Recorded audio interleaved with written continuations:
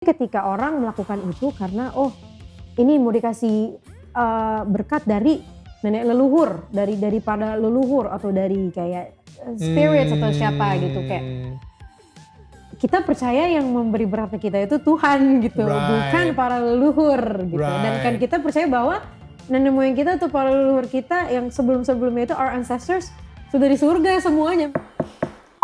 Hai, ini gue, Daniel, tetangga kamu. So guys, sebelum lanjut nonton video ini, jangan lupa ya, like dan share ke teman-teman kalian. Tekan tombol subscribe-nya, nyalakan bell-nya atau loncengnya. Thanks guys.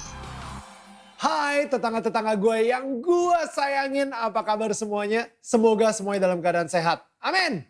Right, kali ini gue didatengin oleh tetangga gue yang jauh-jauh dari dunia lain, Bekasi. Tapi gue kenal dia di Indonesian Idol. Gue ingat banget dia sering mendapat pujian dari para juri karena dia dapat menyanyikan semua genre musik dengan sama baiknya. Dan akhirnya berhasil membawa dia untuk menjadi runner-up Indonesian Idol 2012. Dan mendapat nama baru sebagai Sean Idol. Oke, seperti biasa gue akan ngobrol tentang bagaimana perjalanan hidup dia. Terlebih lagi tentang spiritual journey-nya dan bagaimana seorang Sean bisa bangkit dalam menghadapi masalah yang menimpa hidup dia. Siapa tahu aja kalian para tetangga gue yang lagi nonton juga menghadapi sesuatu yang sama. Kekhawatiran yang sama. Dan semoga saja kita bisa mendapatkan inspirasi atau mungkin harapan baru dari pembicaraan gue dengan tetangga gue kali ini. Alright, so ladies and gentlemen, para tetangga yang gue sayangin, without any further ado, langsung aja we welcome Kamasean Matthews. What's up? Yes. Yo. Gue dan pertama gue pengen bilang thank you banget ya for wearing Damn I Love Indonesia beanie. Represent. Act like a damn champion. Represent. I feel like it's very fitting, because like I was like a runner-up, like I'm still a champion. Yes. Right? It's okay. By the way, gue sebenarnya gila.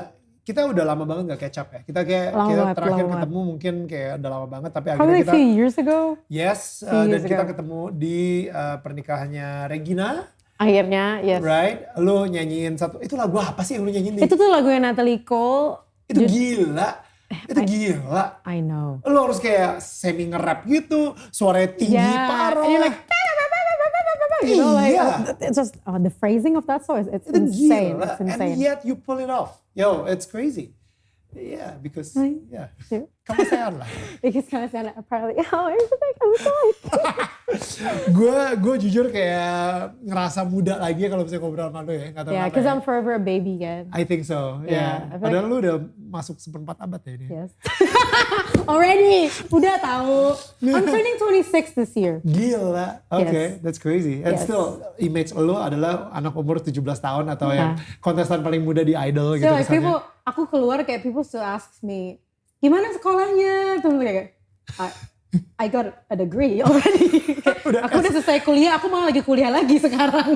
Lu selesai kuliah apa sih bener? Audio engineering. Wow. Ya cuma sekarang aku lagi kuliah lagi ngambil hukum. Oke. Orang kan gini, S2, enggak S2 soalnya kan ininya beda kan gak bisa matrikulasi. Jadi aku ngambil degree satu lagi tapi hukum. By the way, Kamasean Matthews, like let's talk about the origin of your name. Karena nggak semua orang itu punya nama Kamasean gitu. Yeah. Yang kita panggilnya Sean Idol, mungkin not a lot of people know arti dari Kamasean itu sendiri. Tadi kita ngobrol-ngobrol dikit, ternyata di Alkitab itu ada nama Kamasean di situ. Yes. Tapi Alkitabnya Toraja. Yes, Alkitab bahasa Toraja. Alkitab bahasa Toraja. Gue belum pernah dengar, gue baru pertama kali dengar kalau misalnya. Jadi itu ada Alkitab dari kitab Kejadian sampai kitab Wahyu. Semuanya bahasa Toraja. Jangan kan bahasa Batak, bahasa Betawi, bahasa Madura tuh ada loh. That's amazing. Like, berbagai bahasa suku, aku gak tahu apa aja, cuma ada. Iya. Yes. So Kamasean sendiri artinya apa kalau misalnya di Alkitab? Kamasean itu di bahasa Toraja artinya tuh grace, anugerah. Oh. So Kamasean itu it's usually, kalau in a sentence, it's usually paired with like pakamasean na puang Yesu. Yeah, so That means Jesus' Jesus grace. Ah. Gitu. Oh iya, ngomong Yesus gimana? Yesu. Yesu. Yes. Oh wow. Yesu. That's interesting. Yeah. Yeah.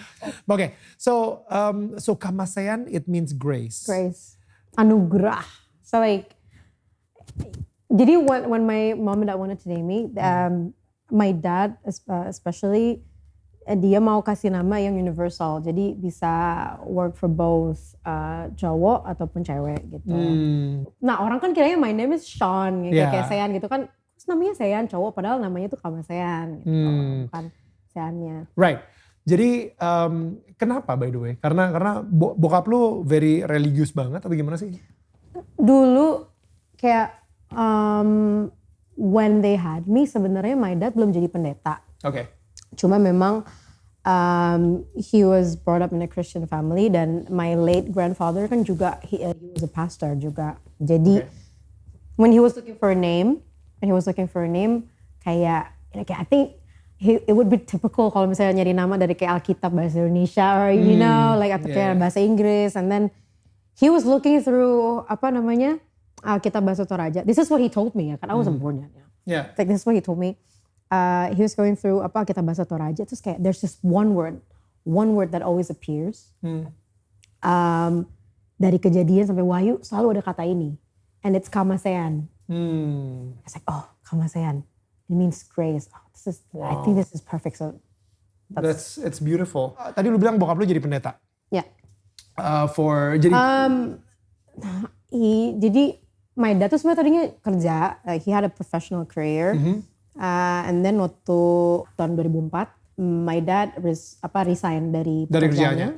Oke, gue sebenarnya lebih penasaran sama Tanah Toraja sih. Kayak, can you describe to me kayak Tanah Toraja itu seperti apa sih? Karena gue jujur belum pernah ke situ. Ke situ harus 8 jam pergi ke situ, jadi cukup kayak jauh gitu ya, naik mobil. Kayak mikirin aja tuh kayak udah jauh banget gitu. Iya, 8 jam gitu di mobil. It's mentally exhausting just to think about going there gitu kan. Right. Ya, lu seberapa sering balik ke Toraja?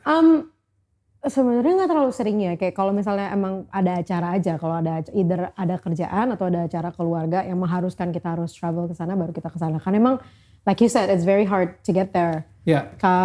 Tapi kalau sekarang sih kan bandara baru dibuka ya, so I think ada flight yang available kayak local flight kayak dari charter gitu ya. Oke. Can you please describe to me like what is Tanah Toraja like orangnya seperti apa, culture-nya seperti apa, mereka ada menganut kepercayaan sendiri atau gimana? Jadi Toraja, first of all, disclaimer, I wasn't born and raised di Toraja.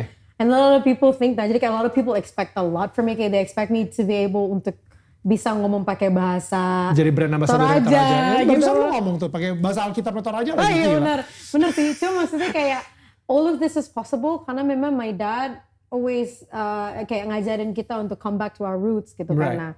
So I have my knowledge tentang, walaupun aku gak pernah tinggal atau besar di Toraja, tapi aku punya knowledge tentang Toraja. Nah, Toraja itu sebenarnya dibagi jadi 2 daerah. Ada 2 kabupaten Tanah Toraja sama Kabupaten Toraja Utara. Nah, kalau kampungnya papaku itu di Toraja Utara. Yang di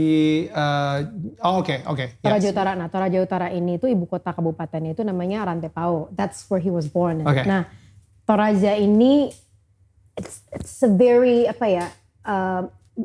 orang Toraja itu punya kepercayaan namanya Aluk Todolo. Aluk Todolo itu mereka punya Tuhan, mereka menyembah Puang Matua namanya. Jadi ya Tuhan yang mereka kenal cuma sebagai Puang Matua gitu. But then again, that's not a name, you know. It's a title. It's a title, you know. Selama bergenerasi-generasi gitu dan mereka it's a title kan, kayak Tuhan itu kan bukan nama ya. Tuhan itu bukan nama, tapi itu kan title. It's sebagai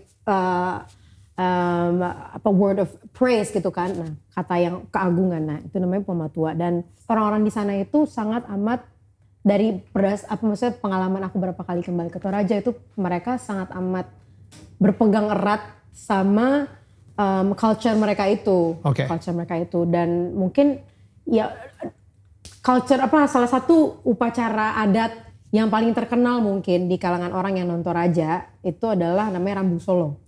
Nah, Rambu Solo yang nyembeli kebo. Nah, pesta kematian. Jadi Rambu Solo itu pesta kematian. Kematian tapi dipestain. Yes. Karena it's a celebration. Maksudnya kayak berkabung tapi selebrasi karena apa? Karena orang ini sudah menuju ke Puya. Puya itu adalah surganya dari kepercayaan Aluk Todolo ini gitu. Yeah, mereka masuk ke Puya untuk ketemu dengan leluhur dan menghadap Puang Matua gitu. Ini menarik sih, lu ngomongin soal pesta kematian gitu ya. Jadi kayak gue lagi addicted banget gitu ya sama serial judulnya Mary Kills People. Gue asli binge watching it like crazy di Mola TV. Jadi gilanya nih, dia ngomongin tentang euthanasia.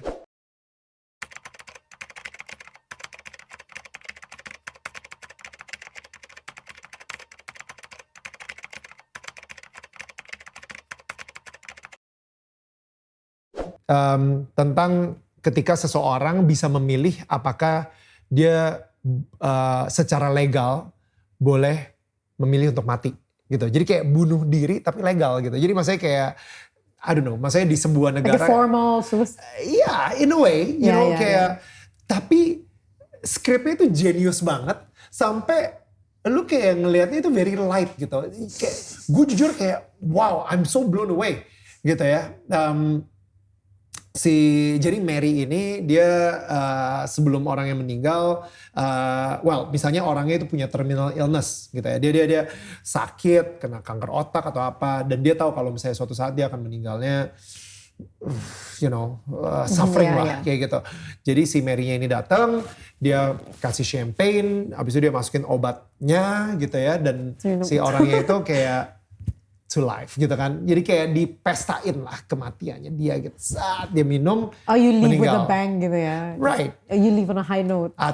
Something like that. Dan dengan champagne itu, gara-gara gue tadi mikirnya gara-gara pesta kematian, ya ada si champagne itu gitu. Pesta gitu ya. By the way, you really gotta watch it. Itu cuma ada di Mola ya? Yes, karena ini yang bikin Dexter.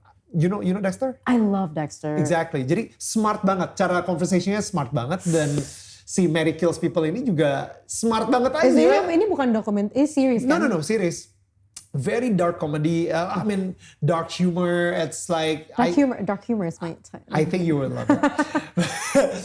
Anyway, lu tadi sempat ngomongin soal si upacara si pesta kematian ini gitu kan. Nah, what happened ketika bokap lo akhirnya berubah menjadi pendeta? Like there must be a process. Sehingga elunya sendiri nggak ikutan ke adat Toraja itu lagi dong ya? Lu nggak sebenarnya bukan ninggalin adat sih ya. Lebih kayak kita memisahkan gitu. There's a separation between menjaga between. Because there's a fine line between preserving our culture, sama holding on to your faith.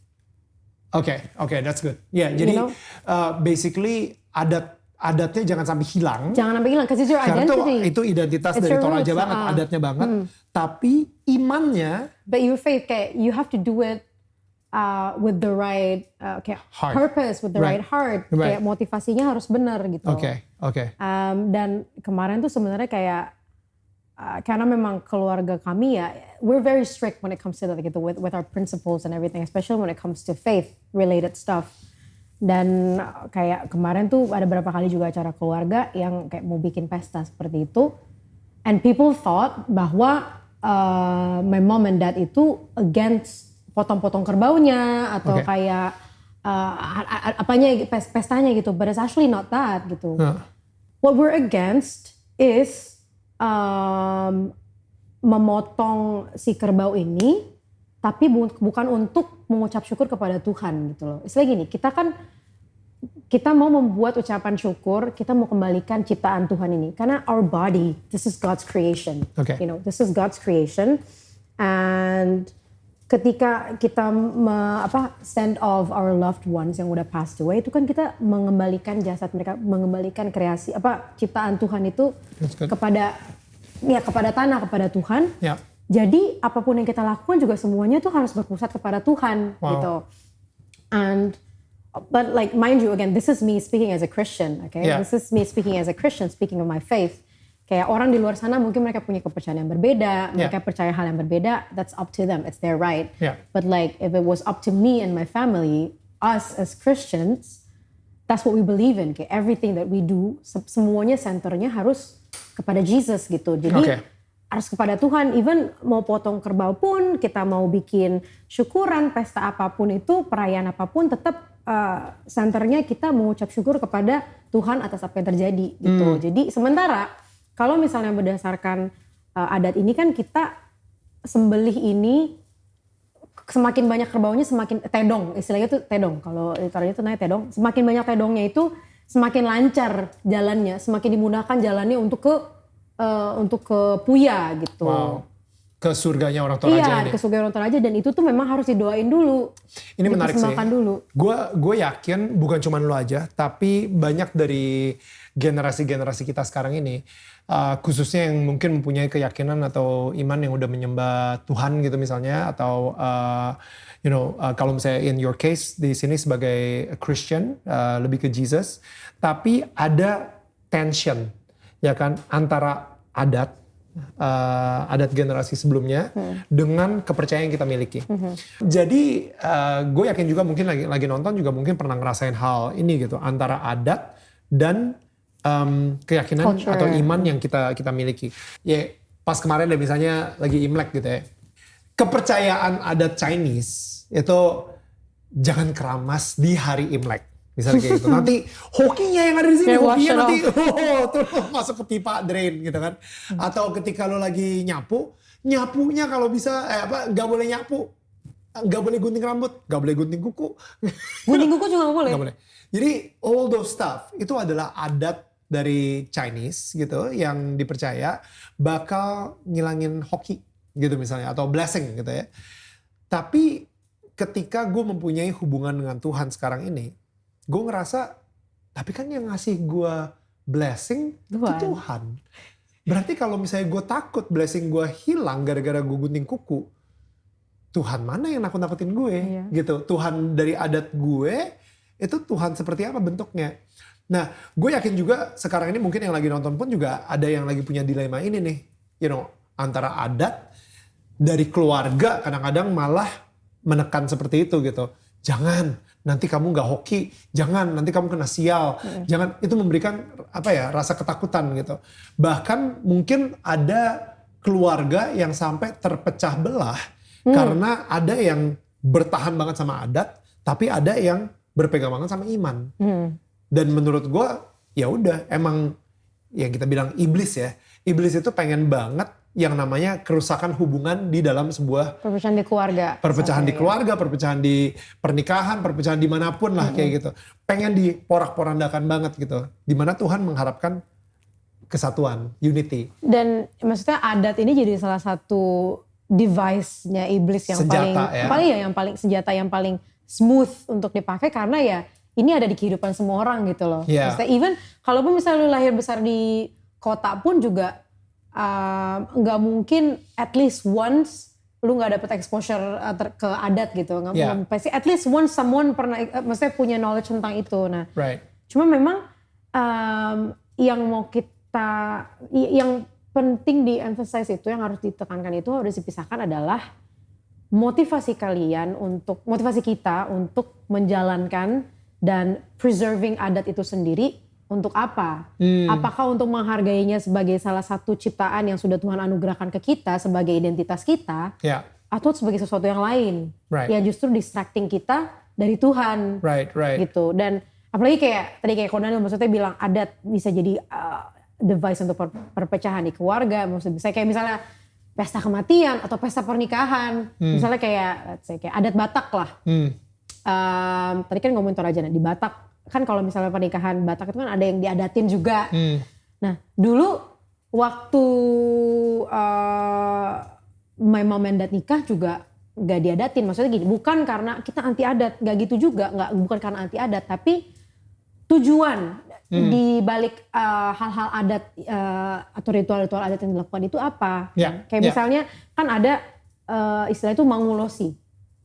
Kalau gak salah ya bahasanya, I think ya mangulos. Pokoknya ngasih ulos. Jadi ngasihin ulos ke si pengantinnya ini kan, itu kan sebenarnya tujuannya untuk ngasih doa, ngasih berkat gitu. Yeah. Kalau itu dilakukan dengan dasar hati dan iman kita kepada Tuhan, we don't see a problem with that. Maksudnya it's fine. Ya, itu adat yang indah sekali dari adat yang seorang sangat orang indah. tua ngasih ulos kepada anaknya gitu. Iya, tapi but then again, maksudnya ini I'm speaking on behalf of myself and my family as Christians gitu. This is what we believe in gitu kan. Tapi ketika orang melakukan itu karena ini mau dikasih berkat dari nenek leluhur, daripada leluhur atau dari kayak spirits atau siapa gitu, kayak kita percaya yang memberi berkat kita itu Tuhan gitu, bukan para leluhur gitu. Dan kan kita percaya bahwa nenek moyang kita atau para leluhur kita yang sebelum-sebelumnya itu our ancestors sudah di surga semuanya. Mereka udah bahagia, mereka udah gak punya bisnis apapun sama dunia yang jahanam ini gitu. Sama dunia yang this filthy world. Bokap lu sendiri gimana sih dia bisa mendapatkan si revelation itu gitu ketika dia akhirnya menjadi sekarang gembala juga malahan gitu kan. My dad, jadi pendeta juga, jadi gembala juga, padahal lahir di Toraja, maksudnya sangat erat banget dengan adat, tapi akhirnya bokap lu memilih untuk menjadi pendeta gitu. My mom juga loh, maksudnya karena keluarga my mom Batak, dan keluarga my mom itu juga yang masih ini banget sama adat gitu, apalagi kayak perkawinan atau apa gitu. Masih ini banget. Jadi they both came from families yang kental banget istilahnya tentang prinsip-prinsip adat itu. Cuman kalau my dad sih memang ketika growing up, my late grandpa kan dulu kan memang pendeta juga ya, dan kayaknya memang kakek lo adalah seorang pendeta. Yes. Jadi dan dia ini di Tanah Toraja berarti ya? Apa udah pindah juga? Emang di Jakarta. Oh di Jakarta. Iya, malah kayak he spent a lot of his, karena my opa tuh sempat tinggal di Malaysia, terus di Balikpapan juga, and then di Jakarta. So tell me akhirnya mereka bisa mungkin maksudnya kenapa bisa jadi opaku juga dulu awalnya nggak selalu pendeta, because he was a working man, dia dulu salah satu petinggi juga di salah satu perusahaan minyak di Indonesia. Terus my opa ini tuh dulu bertemu sama Tuhan, maksudnya ke gereja but kayak just for the sake of it, kayak lahir Kristen ke gereja, cuman ya sebatas itu aja, nggak punya relationship sama Tuhan gitu, karena kan beda ya. Punya relationship sama ya udah jadi orang Kristen aja gitu. Cuma opaku tuh waktu itu benar-benar ketemu, maksudnya ketangkep sama Tuhan waktu my grandma had cancer. Tumor. My grandma dulu, omaku dulu punya tumor otak. Oh gosh. And then the doctor said, ini istri bapak umurnya tinggal 3 bulan lagi. Oh gosh. Oke. 3 bulan lagi. He was desperate dong about that. And then he made a vow, kayak a promise to God bahwa Tuhan kalau itu at that time itu my grandma was dying, karena sebelum waktunya habis, sebelum 3 bulan malah health-nya tuh malah menurun gitu kan, kayak to the point where she was dying. And then my grandpa could literally see her leaving, kayak benar-benar udah mau waktunya nih. And then and this is the story that my grandparents told me and my parents told me too. And then my grandma itu bilang at that time she could see her body. My goodness. She could see herself leaving the body. Jadi udah jadi spirit gitu. And then she could already kayak udah lihat my grandpa tuh di bawah situ lagi berlutut lagi, please don't take my wife, you know. It was very wow. I couldn't imagine kayak apa tuh kelihatannya. But then at that time opaku tuh bikin janji sama Tuhan. Tuhan, kalau kau kembalikan istri saya akan persembahkan sisa hidup saya purely to serve you. And God gave, he brought my grandma back. Yang tadinya hidupnya udah cuma 3 bulan lagi, bahkan akhirnya 3 bulan lewat, 4 bulan, 5 bulan, 6 bulan, and my grandma is still alive up until today. Hari ini? Sampai hari ini. Tahun lalu baru ulang tahun ke-70 ya.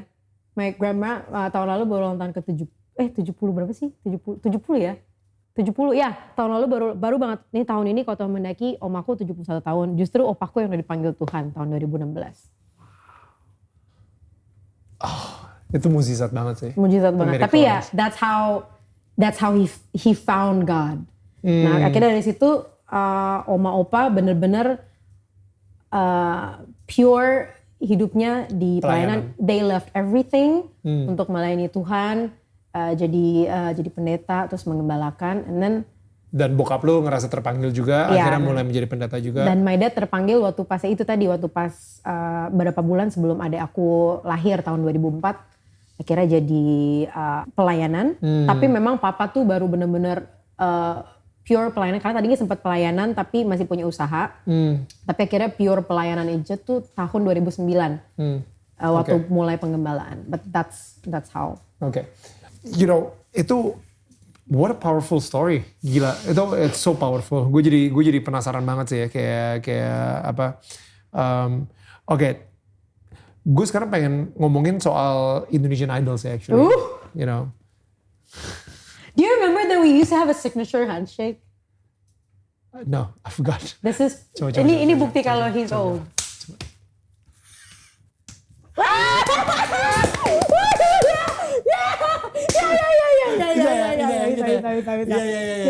Gila, gue lupa loh padahal. Tapi kemarin itu kayak apa?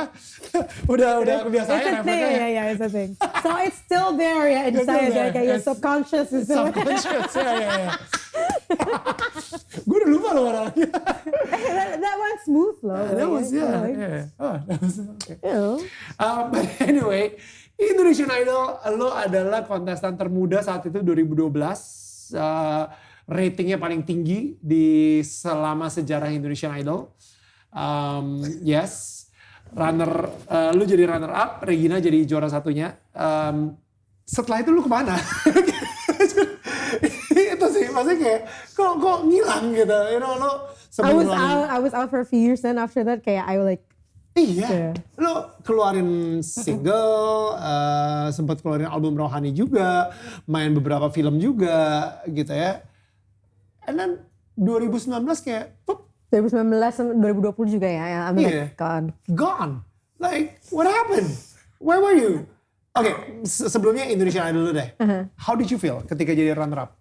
Even up until today, it's weird and people might not believe it, but up until today, aku tuh masih it's still something yang hard to believe for me gitu. Karena when I join Idol, aku tuh masih kayak bener kayak SMA, sekolah, yang gak pernah kepikiran bahwa I'm gonna have a career in the entertainment industry or anything, especially as a singer, professionally gitu. Terus jadi kayak, I remember how I felt that day waktu pas di grand final. Itu bener-bener kayak, oh my gosh, God, like I'm actually here. Kayak, I'm actually here, like di grand final, kayak, and that was such an accomplishment gitu kan. I'm like, who am I? Like, how am I here? And itu benar-benar at that time, I realized that okay, God was going to do something drastic in my life. And then like after Idol, benar-benar emang aku ngerasain banget betapa berubahnya hidupku. Maksudnya not me as a person ya, I'm still the same. Cuman hidupnya berubah. My life. Situasinya, cara orang melihat elu, cara orang ngomong ke elu, teman-teman SMA lu yang lain tiba-tiba. Oh my gosh. My seniors who bullied me. Okay, I have a story. Dulu waktu ke SMA tuh aku dipanggil horse face. Jahat banget. Horse face. Oh my God. Horse face. Jahat banget. Horse face. Muka kuda. Muka kuda. Gila. Horse face. It was mean, but like it didn't really, kayak aku tuh gak yang terlalu kayak gitu, enggak sih.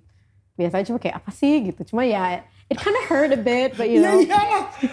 Gue dipanggil Kudanil padahal gak ada Kudanil-Kudanilnya. And then the same person who started that trend of calling me a horse face after Idol, he messaged me on Facebook.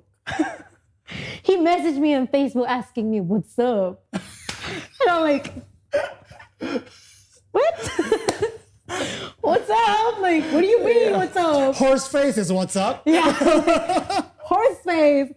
You talking to horse face now? Like, Oh my God. yeah. Okay. And that's how I know kayak itu salah satu hal yang membuat aku kayak benar-benar realize bahwa wow, everyone kayak orang-orang benar-benar ngelihat aku completely different now. Yeah. So it's drastic.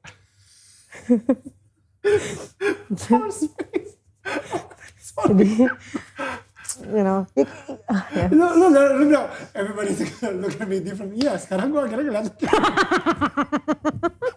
So you don't see me as horse-faced anymore? You see me as a person? Like, do I look like a human now? And you're like, Wow, oke. Berarti pas zaman itu ketika lu akhirnya jadi idol, teman-teman SMA lu akhirnya memperlakukan lu berbeda saat itu, and like how is that? Like lu kayak ngerasain banget gak sih kayak dunia entertainment ternyata seperti ini atau seperti itu? waktu pas pertama kali akhirnya terjun ke dunia entertainment, I was so surprised karena I didn't kayak, you know, based on the movies that I watch atau kayak shows that I watch on TV, kayak I already have some kayak punya expectations lah gitu, kayak apa kayak okay, entertainment industry itu bisa jadi it's glamorous dan maybe kena ada sedikit sisi cruelnya maybe, but you know not that horrible. Begitu I terjun, I'm like ternyata di backstage makanya nasi kotak apanya yang glamour soal ini. I was like hold up apalagi untuk karantina ya, oh my gosh. Itu bener-bener kan kita bisa tuh tidur mungkin kayak 2 jam, 3 jam. Karena kan, tapi coba kalau kayak bikin VT, itu kadang-kadang ya udah tidur nih, jam 10, ketok, tuk, siap-siap ya mau bikin VT gitu. Mau bikin built-in, gitu. Mau syuting built-in, syuting VT gitu. Kayak, I was like, wow, this is truly hard work. Yeah. Jadi, It's hard. It really opened my eyes, and I hope maksudnya orang-orang bisa ini juga bahwa, okay, this profession, this line of work, it's not just about the glam and the bener-bener bukan cuman kayak tentang you know like performing on stage and the lights and everything, the pretty dresses and looking pretty and nice and being loved by a lot of people. No, banyak banget maksudnya hard work yang harus bener-bener secara physical. Draining banget. It's very draining. Secara mental, mentally, sangat physically draining. Dan lebih parahnya lagi sekarang karena ada sosial media, lu salah dikit aja, itu serangan komentar-komentar netizen sekarang ini juga sangat kejam banget gitu. So secara mental juga akhirnya di push lagi gitu, lebih parah lagi. So oke, dan lu begitu masuk di entertainment, you know, how was that? Lu kayak what do you think? Like kenapa dari single kemarin tuh sempat berapa single ya? Ada album sempat nggak ya? Album belum. Iya, jadi doain Kautar mendaki tahun ini. Amin. So single, album rohani malahan ya? Yes, album rohani. Album rohani, ya dan habis itu kayak udah lu mulai acting malahan gitu kan? Dan habis itu ngilang. So yeah, what do you think of entertainment world dan with your singles? Kalau kayak from my perspective ya, secara manusiawi, the way I see it, I feel like kalau orang di luar sana, mungkin di posisi aku, apalagi kayak with my age, I mean I started out pretty young, I started out at 16, 16 ya? Belum genap 17 malah waktu pas ikut lomba itu kan, waktu idol tuh I was 16, I started pretty young. Hadiahnya mobil lagi ya? Padahal belum punya SIM. belum punya SIM. Belum punya KTP, belum punya KTP, belum punya SIM. Ya, apa yang akan kulakukan? Wow. Terus mobilnya yang gitu bukan ya? Iya, yang gitu. Lu parkir. Masih diparkir. Iya benar, masih diparkir. Platnya ada platnya di bawah juga ketahuan. Orang kalau ngikutin itu, mobil itu. Sampai kayak mau ganti mobil juga kayak gimana. Aku tuh masih kayak, sampai mama papaku kayak, Kak kamu belum rela ya emang kayak kamu nggak mau ini ya maksudnya ganti mobil. Ya udahlah nak, maksudnya jangan sampai jadi berhala dong terikat sama mobil. Saya bilang ini bukan berhala, ini tuh ada gimana sih rasanya kayak ada emotional bond gitu. Cuman ya itulah kayak that car pretty much witness me grow juga as a person. Oke. Cuman kayak di usia yang muda dengan orang yang punya, maksudnya orang punya mimpi. Oke, back then mungkin aku tuh nggak punya mimpi untuk jadi penyanyi profesional gitu. Maksudnya aku memang pengen berkarir di dunia musik, tapi kayak as a composer probably or someone behind the screen, not really on stage actually. Cause I'm an introvert, so like I'm more about producing and you know, like behind the Right. screen. Nah, cuman kalau misalnya kayak gimana sih? You're a 16-year-old with this dream, like big dreams, and you get in the industry, like you thought it's gonna be sunshine and rainbows and Yeah. sugar and spice and everything nice, dan ternyata kayak, wow, people really knock each other down left and right, you know, like.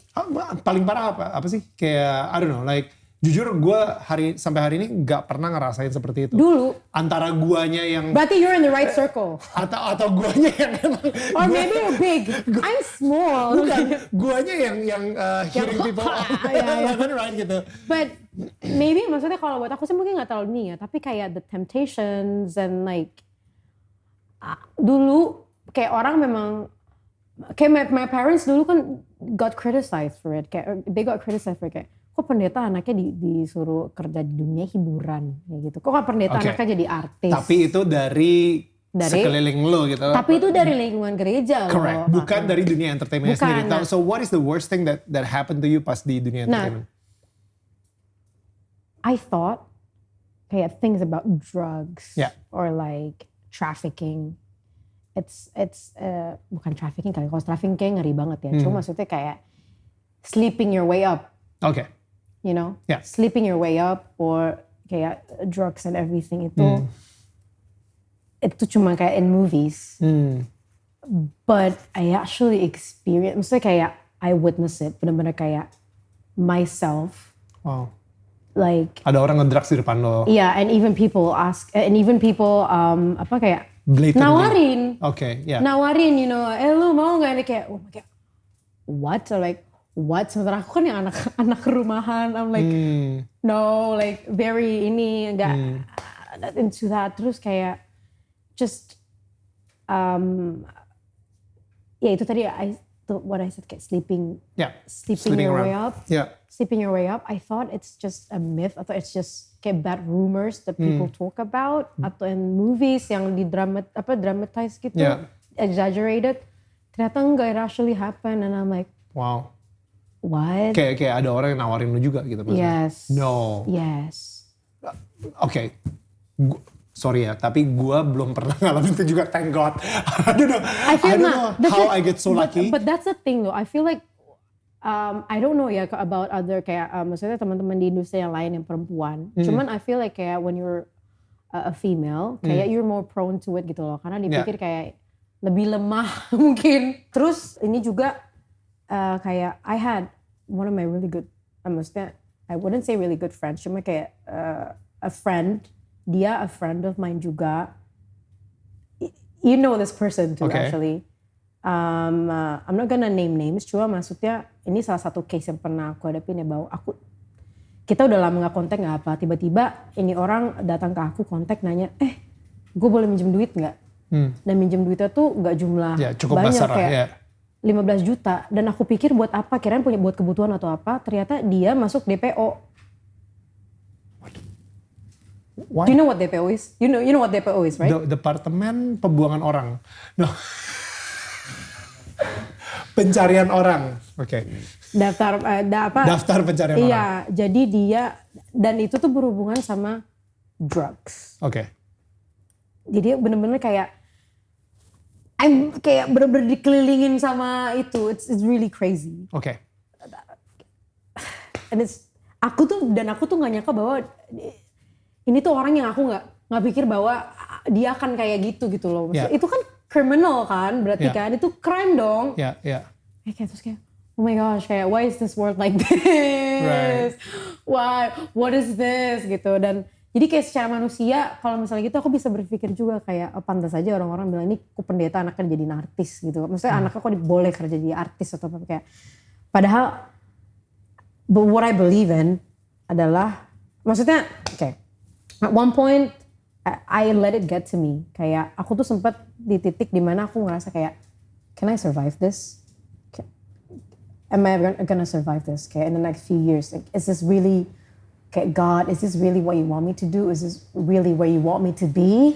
Is this really what you planned for me? Gitu. I was questioning God a lot about that, about me being in the entertainment industry gitu kan. Tapi God spoke to me. He was reassuring me. Hey, if I put you there, that means I know that you're strong enough to be there. Kayak God reassured me that Tuhan tuh gak akan taruh aku di satu titik atau di satu tempat atau di satu posisi yang not meant for me. So if I'm where I am right now, it's because God knows that it's where I'm supposed to be. This is where I'm meant to be and this is what I'm meant to do. And then God reminded me juga about all the things that I've achieved, kayak the things that I could do. Okay, dulu I've always been like this, very vocal about my faith, very like speaking about God is not something yang menurut aku kayak harus dipisahin dari pekerjaan, Karena pekerjaan itu kan juga jadi Tuhan. Jadi di dalam pekerjaan pun menurut aku harus bisa kita ngomongin tentang Tuhan, right? Cuma memang Tuhan ingetin aku lagi, lu mau questioning posisi lu, pekerjaan lu sekarang as a public figure. Lu nyadar gak berapa banyak orang yang udah diberkati, yang udah bisa merasakan my blessing through you, through your voice, through what you're doing out there. And I'm like, I felt so humbled karena God, I'm sorry bahwa aku merasa ini tuh pekerjaan aku, when it's not, ini pekerjaan Tuhan, aku tuh cuma alat. Like everything that I do, everything that I have, semua yang Tuhan udah kasih, itu semua tuh dari Tuhan. Pekerjaanku, my career, my platform, everything. Itu semua dari Tuhan dan itu semua tuh punya Tuhan. Who am I to say bahwa I wasn't born for this. I'm not made for this. This is not for me. Apa hak aku untuk bilang bahwa ini bukan buat gue. Sementara Tuhan yang taruh aku di situ. Tuhan yang posisikan aku di situ. So I'm like, okay, from now on, I'm not gonna question you ever again. If you deem me worthy, then I'm worthy. I'm not the one to decide that. I'm not the one to decide if I'm worthy or not, but you are. Because I'm not the creation of myself. I'm your creation. So, Revelation itu kapan? Tahun berapa? Probably around early last year. Baru ya berarti ya? Baru banget. Karena it's been an ongoing battle. Sorry, early last year tuh 2020 awal. 2020 awal. Wow. So, lu tadi bilang kalau misalnya it's an ongoing battle. Jadi even up until today tuh still. What is the battle? Kayak battle-nya itu antara apa dan apa? The battle-nya itu adalah my sisi manusia, kemanusiawi, sisi manusia aku yang keep questioning about my worth, keep questioning about whether I'm supposed to do this, whether I'm meant to be here, sisi manusiawi itulah. Sama Tuhan yang terus-terusan ngasih ingat aku, yang terus-terusan reassuring aku bahwa you're my tool, kamu tuh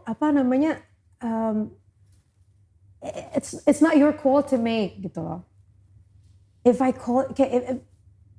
make you worthy, then you're worthy. Bukan, it's not about you. It's not about you at all. That's the battle. Until today, so far, how do you see your performance, accomplishments in the entertainment world? Menurut lu gimana? 0 sampai 10, menurut lu kesuksesannya sendiri berapa kira-kira? Ini pertanyaan yang paling susah sih. Okay. I feel like it's a very hard question for me. Karena kayak kalau misalnya buat kesuksesan, kayak orang kan pasti langsung ngelihatnya, okay, what are you gonna follower Instagram berapa? Yeah, what are you gonna base it on, right? Right. Penghargaan lu udah berapa? Atau kayak lu udah pernah bikin apa aja sama kayak how many albums, how many singles, kayak lu pernah ngapain aja. Dan kalau menurut aku ya, mungkin kalau menurut standar itu semua, I'm not successful at all. Okay. Menurut standar itu mungkin. Menurut orang di luar sana kayak there are a lot of things that I missed. Let's stop there. Dengan itu semua, lu mungkin sempat terintimidasi gak? Maksudnya kayak, Sangat. right? Kayak misalnya, let's say, I'm so sorry to say this, cuman maksudnya kayak Regina Punya album, punya single, right? Sebagai juara satunya dan runner up-nya ini kayak malah ngilang, like, dan lu jujur ya, bukannya apa ya? I feel like lu ngilang benar-benar karena lu sempat ngerasa udah deh, gue pengen give up. Gak tau, gue like I'm just gonna get out gitu. Makanya pas kemarin kita ketemu di pernikahannya Regina and then we talk a little bit, gue ngeliat kayak no, she's not giving up, you know. Tapi itu baru kemarin, which is like berapa hari yang lalu. Yeah. Sebelum, berarti itu udah ongoing battle sama berapa tahun itu kan. Nah, selama berapa tahun itu, ketika lu ngerasa kayak, enggak lah, gue mendingan give up aja dari dunia entertainment. Pernah kepikiran dong, obviously. Oh, right? Pernah banget. My brother knows exactly. Right. Sampai dia juga kayak, my family itu kan very supportive. I am blessed with a very supportive family. Sure. Dan tapi maksudnya satu sisi aku kasihan juga sama mereka karena mereka they have to witness it, you know, like they have to witness me giving up slowly, you know, like letting go of it, you know, and they're like kayak no, kayak kamu kayak misalnya adik aku nih kayak, Kak, lu tuh harusnya bisa gini, harus bisa gini. Lu tuh bisa banget. Tapi itu gitu. malah bikin lu jadi pressure gak sih? Kayak Malah itu kayak I know that they meant well for me. Yeah. Cuman from the inside itu malah jadi kayak it's an even bigger pressure for me gitu. Karena because I'm already pressuring myself. Yeah. I get pressure from my family and then my fans out there, you know, karena mereka like, Kak, kapan keluarin album, kapan keluarin single, apa gitu-gitu kan, you know. So I'm like, sementara aku di sini kan merasa, am I capable of doing this gitu, kayak, gue punya kapasitas ini gak sih, kayak, am I gonna last? Am I even gonna make it? Ya, You know? karena gue yakin banget, lu juga mungkin pernah ngerasain banget as a failure.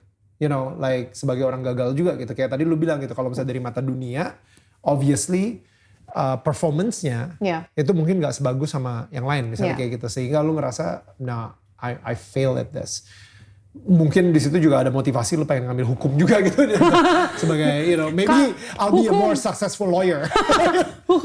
Hukum itu sebenarnya adalah, dari waktu SMA sebenarnya I've always been interested in social politics. Okay. Cuman memang at that time, aku berdoa juga sama Tuhan. Dan pokoknya gini deh, bener-bener kayak Tuhan tuh dari dulu udah kasih tunjuk bahwa this is your path.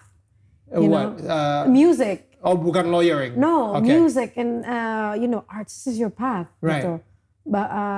Tapi emang kayak, maksudnya kayaknya I think I'm gonna do well better kayak di bidang sosial atau bidang, you know, like maybe I'll do better as a psychologist or what, you know, that's what I thought. Nah, makanya kayak sekarang ini, cuman sekarang ini aku merasa kayak, okay, maybe this is the time for it, you know, to do the things that I didn't get to do. Makanya kenapa I already got my degree di audio engineering. Sekarang aku kayak, okay, aku mau degree yang lain juga di law.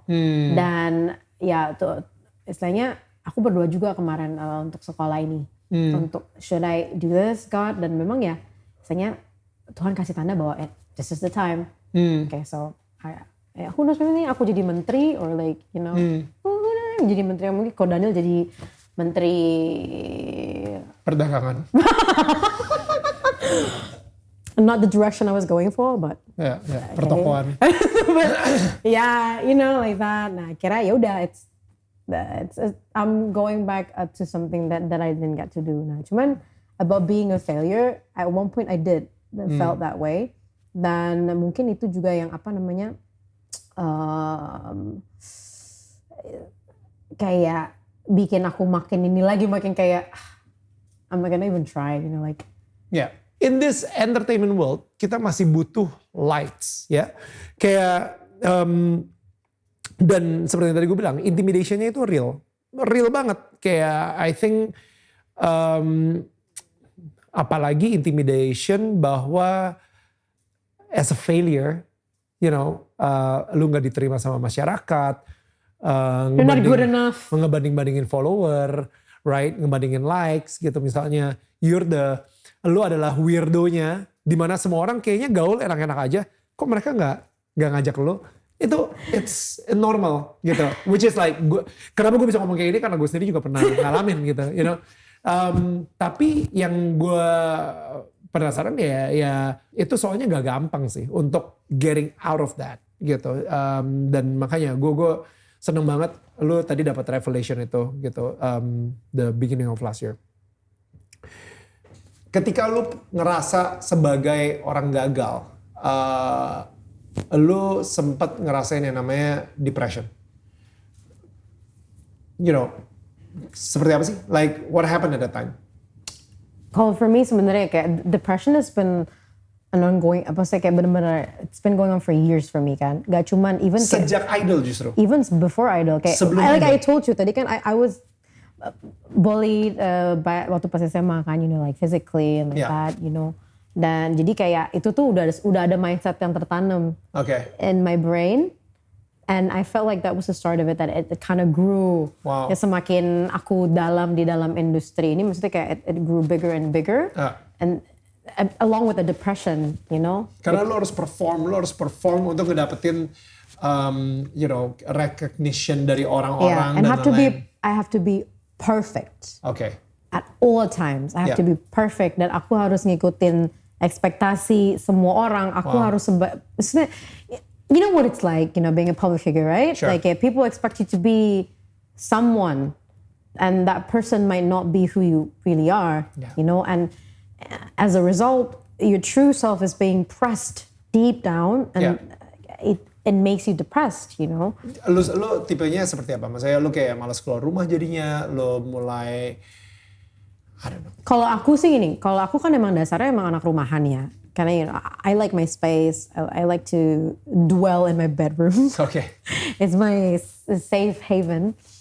Cuman memang when it happened to me, kayak I felt like at one point of my life, especially selama 2019 kemarin ya, 2019 sampai 2020 awal kemarin itu aku ngerasa bahwa okay, you know, everything that I do is bad. Everything that I do is not working out. Nothing that I do is enough, whether as a musician or as a public figure. Nothing is ever good enough, you know, for people out there. And it's sad. It's actually very sad karena it's the reality. Maksudnya, it doesn't have to be like that, but it's the reality. You know, you as a public figure, you belong to the public, right? And whether you like it or not, there are certain standards that you have to live up to, you know. But kadang-kadang standar-standar ini justru mengambil kayak it takes the human side of you, you know, it takes the soul out of you, and that leads to it led to depression, right? And I was depressed too, bener-bener ya udah, okay, udahlah, you know, like if I'm never good enough for anyone, might as well not do anything, might as well not try at all, you know. I was just like dwelling in the darkness by myself. Akhirnya pembicaraan lu doa nggak saat itu?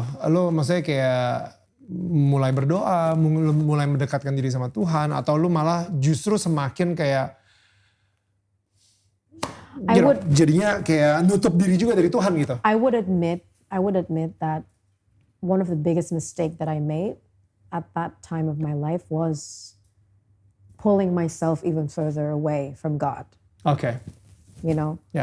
At that time aku merasa justru malah kayak relationship aku sama Tuhan at one point malah jadi renggang. Harusnya kan orang ketika dia dalam kesulitan, saat dia itu kan harusnya kan makin dekat dong sama Tuhan. Misalnya.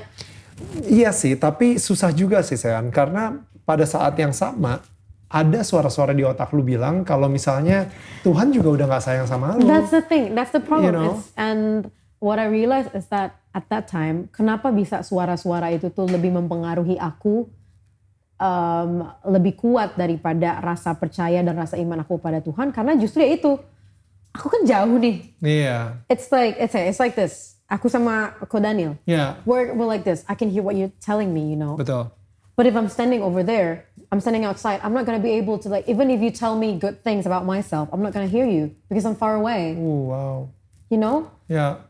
And that's where I came into realization gitu bahwa, wow, how far kayak sudah seberapa jauh aku melenceng from my track, you know, and it really hit me. It was like it has something to do with my name juga, kayak like I said, my parents named me Kamasean. They probably did not expect, well, my whole life is gonna be filled with great. Maksudnya mungkin itu doa mereka. Itu doa orang tua pasti kan ketika kasih nama. But literally, it's what I experienced. My whole life has been full of grace. Yeah. Dan even ketika aku merasa jauh sama Tuhan, God was pulling me back. I could feel Him like pulling me back. Wow. You know? To have that relationship. Maksudnya punya si hubungan itu. I miss you. Dan Tuhan tuh akan kasih tanda lewat hal-hal yang paling kecil. You know, hal-hal yang paling kecil kayak misalnya kayak I have this thing kayak kalau misalnya lagi mau ke mall, kalau mau cari parkir, Tuhan aku butuh parkir. You know, like it's what having, mungkin orang berpikir bahwa punya relationship sama Tuhan itu tentang kamu ke gereja atau kamu berdoa atau kamu doa puasa atau apa. But it's not that. Lu kalau misalnya punya relationship sama manusia gimana sih? You're gonna talk to them every day, right? You're gonna say, "Hi, how are you doing? Hey, I miss you." Hey, you know, that's what a good relationship is, right? That's an idea of relationship. Dan waktu aku depres itu memang hubungan aku lagi nggak ideal sama Tuhan. Gitu. Cuman God still, He was trying to pull me back by giving me little signs. Kayak misalnya gitu kayak, mau cari parkir, susah cari parkir nih tiba-tiba. Tuing ada parkir, like it's from little things like that. Wow, God must have missed me so much, and I felt so sad. That actually broke my heart. How much kayak seberapa jauh aku sudah kayak walk away from my relationship with God, and that was a slap to my face. And that point I realized, bahwa this is why I'm stuck in the darkness. I'm stuck with this depression, and I couldn't get back up because I'm far down there, and I'm not looking up. I'm not even like trying to look up when God has been trying to call for me. Yeah. He's always had His hands out for me, but I never took His hand. Wow. So at that moment, I was like, I'm going to take your hand. I'm going to let you help me. I'm going to let you work in my life. And He was pulling me out of the darkness. Wow. Slowly, pelan-pelan, but steadily, you know. Gue yakin juga sekarang ini yang lagi nonton, misalnya, lagi ada di tempat darkness yang tadi lu ngomongin gitu. Di tempat gelap tersebut, di depression moment. Apalagi di zaman pandemi ini, so many uncertainty. So many things. You know, kayak lu adalah orang yang sangat beruntung banget di mana lu menemukan bahwa identitas lu sebagai seorang penyanyi, di mana lu ngerasa itu gagal. Identitas lu sebagai seorang public figure, lu sendiri juga ngerasa itu gagal. Tapi ternyata Tuhan ngelihat lu bukan based on those identities. Tuhan gak pernah ngelihat lu untuk identitas tersebut. Yes, itu mungkin panggilan lu. Yes, itu adalah kerjaan lu. Tapi identitas lu adalah anak yang dia sayang banget dan dia benar-benar kangen banget dan dia gak pernah mau kehilangan anaknya ini gitu. Dan lu menemukan si identitas tersebut baru awal tahun 2020. Sekarang ini dan again itu kan emang seperti yang lu bilang gitu, dia udah mulai menarik lo sedikit demi sedikit sampai akhirnya lu bisa mendengar lagi suara dia. Dan lu akhirnya mengetahui identitas lu sebenarnya. What would you say kepada orang-orang yang nonton saat ini yang mungkin seumuran sama gitu ya. 18. Iya, 18 sampai 25 ya atau sampai 26. Target market SES A and B. Gitu. Apa sih yang lo akan ngomongin ke mereka kalau misalnya sekarang ini mereka juga lagi ada di tempat yang sama, di kegelapan tersebut, depression tersebut?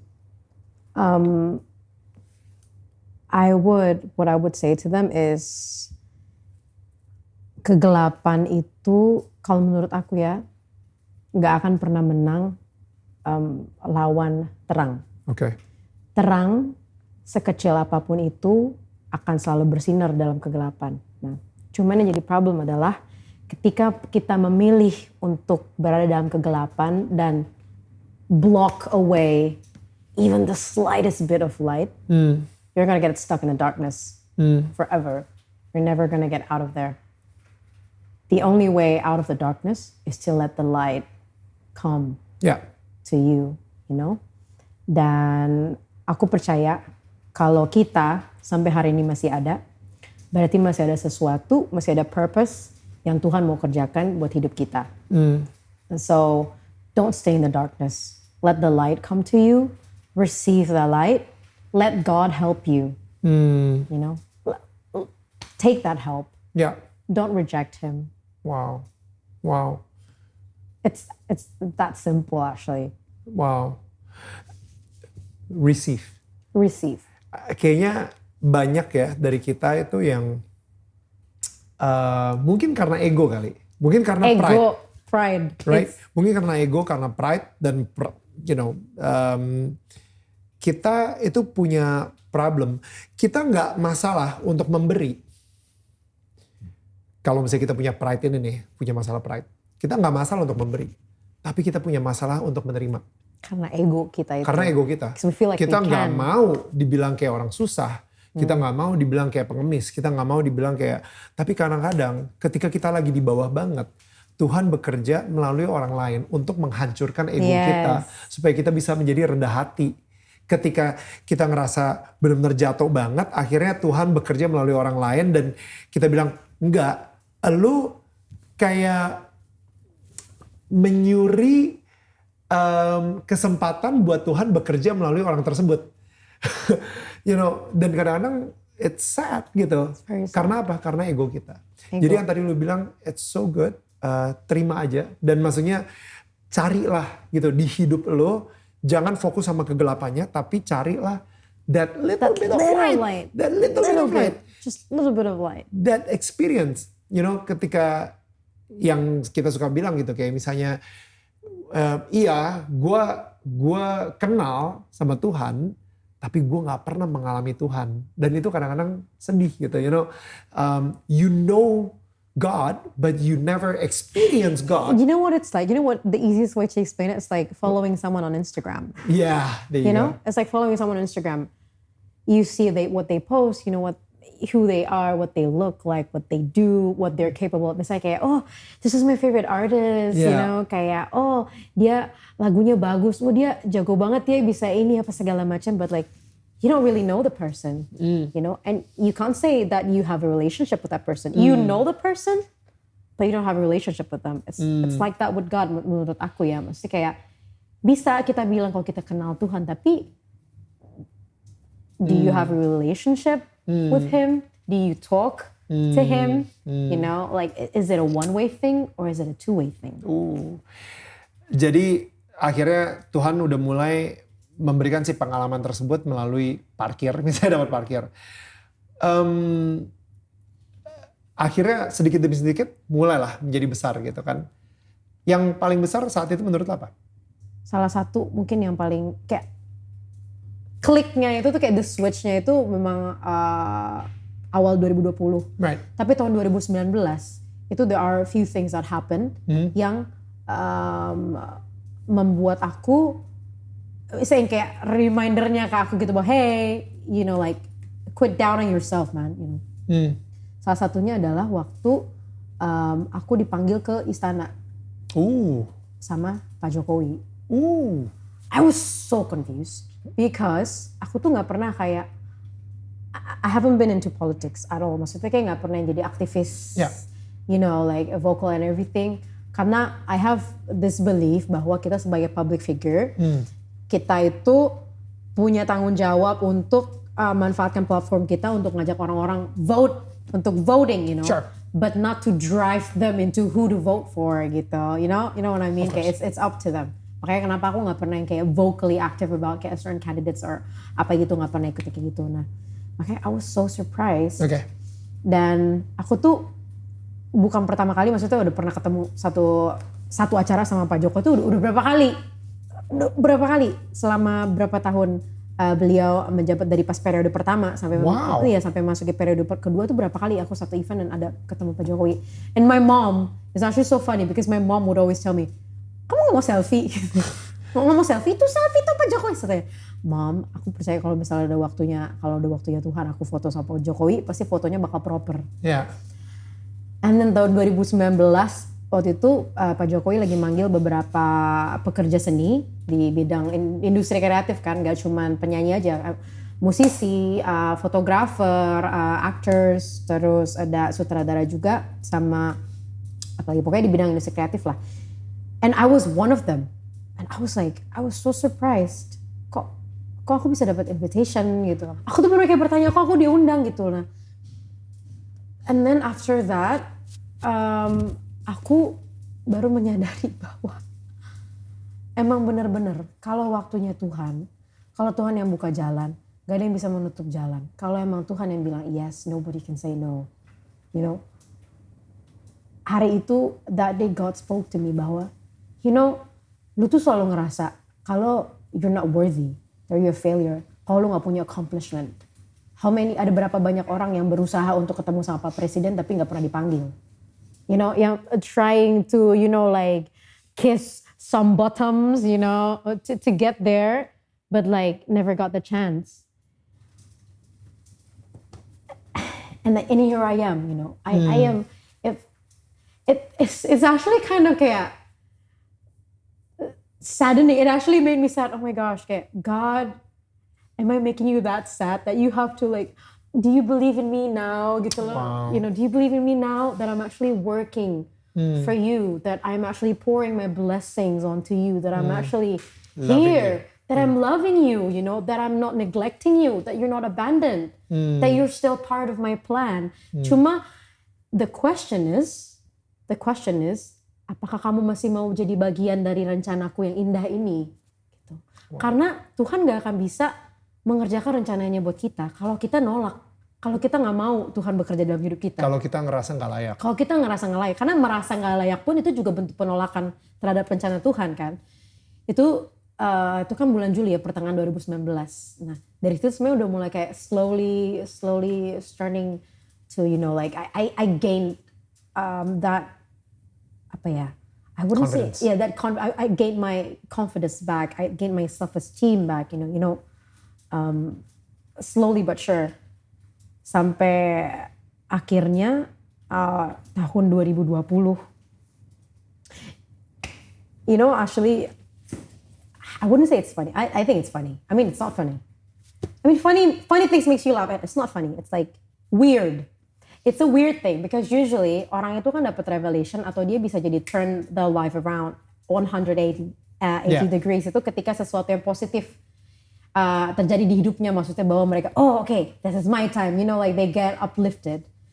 But for me, it was waktu aku justru dapat berita yang sangat buruk. Karena di situ aku percaya bahwa I hit rock bottom. Ya. Karena begitu you udah sampai ke dasar, you hit rock bottom, there is no way, like there's no other way but up. It's like, okay God, kalau Tuhan izinkan yang terjadi di hidup aku, berarti you're doing something big for me. I know that you're gonna, Tuhan yang mau angkat aku. And that's when aku benar-benar kayak, okay, this is my time. This is the time. Wow. I'm not going back. I'm only going up from here. And Okay, so what was the thing? what made you hit rock bottom? My health. Okay. Jadi sebenarnya tahun 2017 I was diagnosed with ovarian cyst. Itu apa sih? Kayak Kista. Jadi 2017 itu aku tuh Lu nemunya gimana? nggak sengaja itu sebenarnya aku lagi mau daftar asuransi. Nah kan kalau Yeah. asuransi kan harus general check up kan.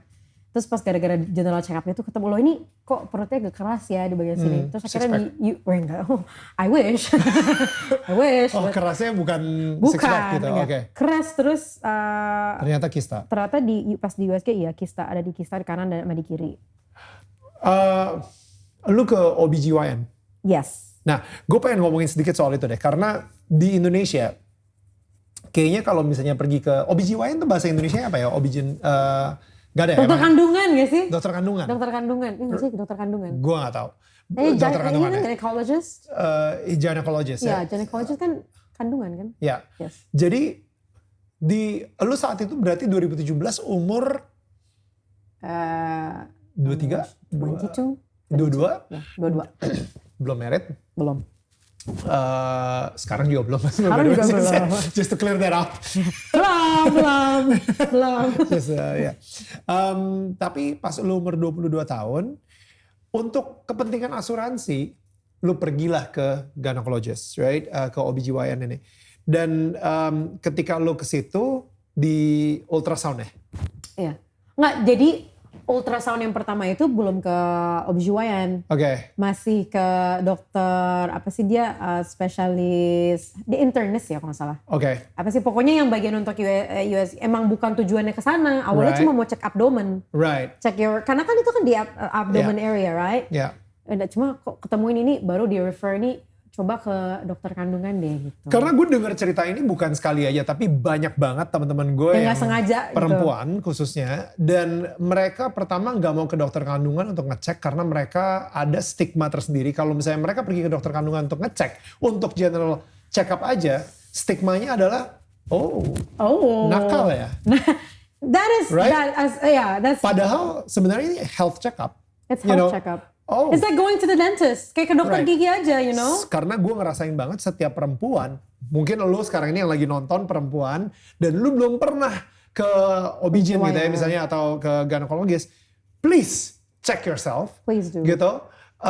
Gue pengen menormalkan ini, karena lu umur 22 tahun ternyata udah ada kista. And I have a healthy lifestyle. Maksudnya, Lu, I don't smoke. right. Do I drink? I don't drink. Kok nanya dulu ya? My friend was like, Munafik, Farisi. no. I mean, no. But like, I have a really healthy life. Like, I don't go Right. out, I don't go partying and everything. Right. But aku anaknya rumahan banget, and I'm very, I watch what I eat. Kayak I eat very clean gitu kan. Okay. Tapi ternyata I found out bahwa itu tuh selain bisa, kayak kalau you punya bakat, ada maksudnya bakat turunan, atau stress. Oke. Stress juga bisa memicu. Kista tersebut. Iya. Oke. 2017 berarti under a lot of stress. Oh, very much a lot of stress. Cuma waktu itu masih kecil gitu. Probably like the size like lebih Okay. kecil dari my fist lah. Oke. 2017 kista. Cuman ya udah Asuransinya nggak jadi akhirnya? akhirnya nggak jadi. Karena kan nggak bisa. Karena itu waktu itu kondisi. Lo harus operasi? Karena dokter bilang harus operasi. Sementara kan ngomongin asuransi, kalau harus undergo major surgery gitu nggak bisa. Oke. Nah, akhirnya, tapi nggak diapa-apain, didiemin aja. Oke. 2017 dokter udah bilang operasi, tapi aku bilang nggak usah lah, udah masih kayak Cuma kecil lah. Iya gitu kecil kan. lah, lagian juga aduh lumayan mah. Sayang banget duitnya gitu buat operasi kayak gitu. Maksudnya aku juga gak ngerasa ada keluhan apa-apa. Maksudnya gak pernah komplain, gak sakit gimana. Tapi somehow semenjak dari 2017 itu, aku kalau setiap kali mens makin sakit. Sakitnya tuh benar-benar sampai I couldn't get out of bed. Like I would pass out from pain. Pingsan. Pingsan literally, like benar-benar kayak gak bisa bangun. Yang Sesakit kesakitan sakit banget. Karena sakit itu benar-benar kayak like someone slicing the lower part of your body. Oke. Like that. Like, I was Itu like, 2000 berapa? 2018, 2019 yes, kayak gitu? 2018, 2019. Nah, cuman 2019 itu berlangsung sampai 2019. Nah, 2019 bulan Oktober awal itu ada konferensi gereja aku, ada kayak konferensi gitu. Jadi ada missionaries-nya yang dari luar negeri datang, mereka bikin konferensi gitu kan. Ada salah satu pendeta kita yang dari Kota Kinabalu ya dia. Itu Kota Kinabalu namanya, tapi he passed away too. Dia meninggalnya. My life is full of surprises. Like I think kayak orang tuaku nggak expect bahwa benar-benar my life would be filled with grace. Like my name. Hamba Tuhan ini namanya Pastor Clement. Dia waktu itu berdoa buat aku karena abis kita conference itu, aku tiba-tiba kena serangan, sakit banget. I was like, Mom, I have to go to the ER. I can't. Kayak bener-bener udah ini banget. My dad called this pastor, and then he prayed for me for that. Udah abis itu nggak pernah sakit lagi. Wow. Nggak pernah sakit lagi at all. Wow. At all. Not even sebelum mau dapet at all. Wow. Cuman bulan Desember, few months after that, he passed away. Okay. That pastor. And then udah tuh kan berjalan. Aku pikir kan I'm getting better dong, Yeah. karena kok Udah gak sakit udah lagi nggak anyway. sakit lagi anyway.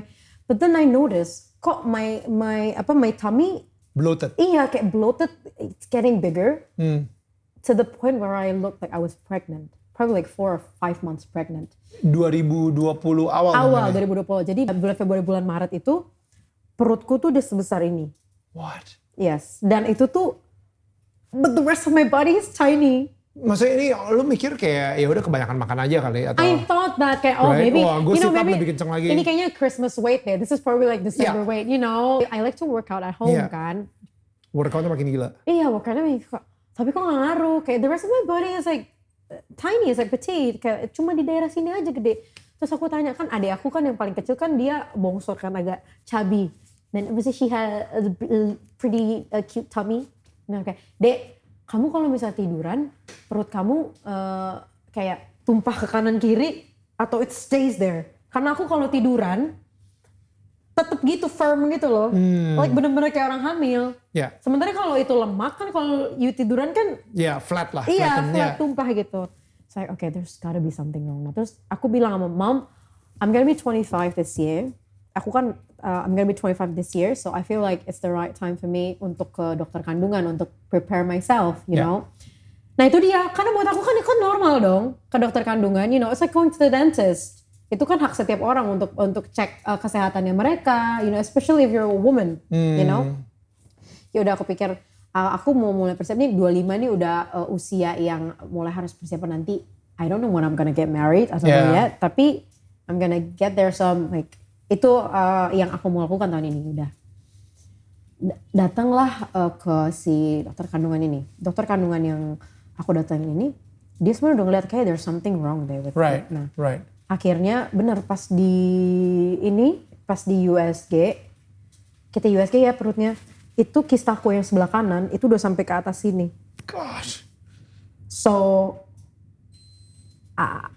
dokter bilang ini harus dioperasi. Kalau dioperasi, kalau nggak dioperasi Bu secepat mungkin ini bisa nanti menekan paru-parunya dia bisa nggak bisa napas lagi. And can you imagine itu pas udah lockdown loh. Maksudnya udah Yeah. everyone pakai masker segala macam yeah, gitu. yeah. Ya udah, akhirnya udahlah. It was like kayak bener-bener I came untuk cuma kayak check up aja, terus kayak I got this news.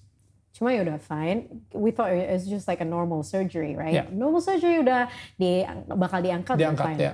Kistanya bakal diangkat. Kitanya diangkat udah fine. Tapi situ dokter itu bilang gini, oke Bu ini untuk persiapan surgery harus ini aja, harus CT scan, harus cek darah, Yeah. harus cek ini segala macam udah. We did all of that, right? Yeah. Dari CT scan udah kelihatan bahwa ternyata kista itu tuh it took about 90% What? of the area right here. You know, ini kan vital organs kan di sini semua kan, Iya. your heart, your lungs, your Liver, liver, yeah, yeah, your yeah. kidney, everything. Ya. Itu tuh bener-bener kayak if this is like my body, kistanya Yeah. tuh segede gini. What? Pretty much a baby, like the size of a baby. Oke. Cuman but then again, aku kan gak ngerasa sakit, cuma uncomfortable aja because lama-kelamaan tuh berat dan I have to walk like a pregnant lady. I was like No. walking like this. Ya udah akhirnya harus persiapan untuk dia, oh you have the picture. Operasi, habis operasi itu, maksudnya persiapan mau operasi, nah minggu depannya balik ke dokter itu lagi. Sure. Dengan segala hasil yang kita dapat. Ada hasil beberapa cek darah dan cek lab yang dia minta, yang aku kan nggak ngerti, maksudnya nggak not my ini authority untuk baca kan, akhirnya dia baca. That is when he told me, Ibu, ini nggak bisa dioperasi di rumah sakit ini. Ini harus dioperasi di rumah sakit kelas A dengan sumber daya, maksud dengan SDM dan peralatan yang lebih High tech. iya yang lebih high tech karena di sini nggak bisa. Jadi ada salah satu tes yang aku ambil itu namanya CA125. So CA125 itu tes untuk ngelihat sel cancer. Dan ternyata based on that test dan dari CT scan-nya ternyata dilihat dari kista itu, dari CT scan dan dari tes itu dibilang katanya kista ini itu mengarah ke cancerous. So it's a cyst yang berubah menjadi cancer. Bilangnya apa sih? Ovarian cancer itu atau? Iya, jelas like ovarian. Mereka tuh punya term beda-beda kayak the doctor sih bilang katanya ini ovarian cyst turn Cancer. Turn cancerous gitu kan. Nah, jadi karena itu juga akhirnya dia tidak mau beresiko, yaudah akhirnya aku pindah rumah sakit. Aku pindah rumah sakit yang memang khusus, dia bukan khusus cancer sih, tapi rumah sakit ini memang specialty-nya untuk pasien kanker kan. Nah, itu dari situ, tapi sebelum kita itu kayak dokter itu langsung kasih tahu gini dan I help my mom's hand really. I squeeze her hand because the way the doctor delivered the news, he was like, ya Bu, ini kalau misalnya ternyata memang, jadi nanti gini, itu kan harus diangkat kistanya, terus nanti harus itu kan biopsi ya, maksudnya harus dicek nanti patologi, lihat kalau misalnya ini ternyata kanker ini ada kemungkinan rahimnya harus diangkat juga. And then memang maksudnya jadi kemungkinan gak bisa punya anak. And he said it, dia tuh ngomongnya as if it's nothing gitu loh. And I'm like, Gosh. And my mom was like, Gosh, kurang drama dokter. my mom was like, I was 24, kan belum 25 ya waktu itu. I was barely 25. I was 24 turning 25. I'm single and productive and healthy and I'm not married yet. Tiba-tiba dapet news kayak gitu and I'm like, bahwa lu gak bisa punya anak selamanya. Might not, but then again kayak I held on to that, might not, it's a possibility. But like with God, I have. He can turn the impossible to possible. Yes. Dia bilang harus diangkat bener-bener, ovariumnya harus diangkat dua-duanya beserta dengan rahimnya. God. So I was like, it's okay, Mom's okay, we're gonna pray after this. Kayak, jadi kita berdoa abis itu. Udah aku pindah ke rumah sakit kan, kayak next week aku pindah ke rumah sakit yang itu. The amazing thing is, sebelum kita masuk ke dokter yang baru ini, di rumah sakit yang baru ini, kita berdoa dulu kan, aku berdoa sama my mom and my dad. Ya Tuhan, thy will be done lah. Kita percaya kalaupun memang tetap Tuhan izinkan yang terjadi, kita percaya Tuhan pegang rencana. Tapi kita juga percaya kalau Tuhan mampu untuk menyembuhkan dan memulihkan sampai 100%, ke dokter. Kita bawalah hasil CT scan dari yang itu kan, si dokternya ngeliatin,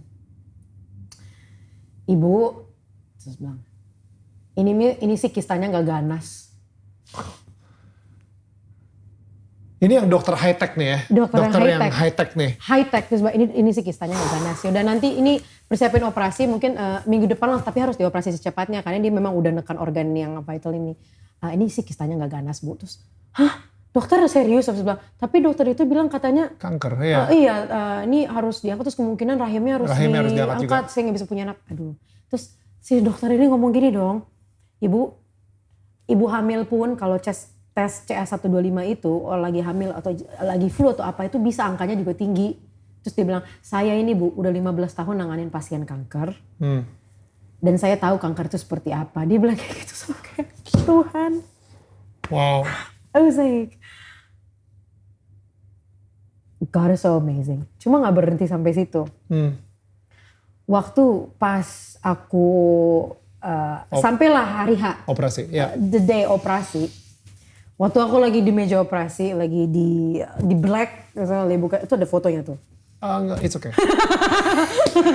You want to see the picture? It's about this big, like the size of a handbag. Gila. Oke. Ternyata they found out bahwa aku juga ada usus buntu. Jadi usus buntuku tuh udah lebih gede dari jari tengah. Gosh. Jadi it was so close to exploding. Right. Yang bahaya itu kan kalau dia pecah di dalam, karena kalau pecah di dalam kan bisa infeksi dan komplikasi. Ya. Jadi waktu itu ternyata ada miom, terus ada usus buntu itu. Jadi yang dikeluarin ada 3. Ya. Nggak cuma 1 aja. Oke. Dan kan ada di sebelah kiri juga ada kista juga kan, ada kista juga. Dan dokter itu sempat nanya, ini kan masih di tengah operasi, maksudnya aku masih unconscious, kan harus minta persetujuan dari keluarga kan. Ini gimana, apakah yang sebelah kirinya mau diambil juga atau enggak gitu. Tapi kan kalau misalnya diambil itu, I won't have any ovaries. Karena sekarang aku cuma punya satu nih, karena kan yang sebelah kanan udah diangkat, jadi cuma punya satu. Kalau aku nggak punya ovaries dua-duanya, aku nggak akan punya sel telur lagi. Gitu. Cuma memang orang tuaku beriman, nggak apa-apa dok, maksudnya nggak usah. Karena and my mom said exactly, kayak karena waktu pas aku sadar, mamaku ceritain ini kan, aku bilang, yeah, you said the right thing mom, because I would have said the same thing too. Gitu. Aku percaya kita mulai maksudnya progresnya, karena aku percaya. What did your mom say?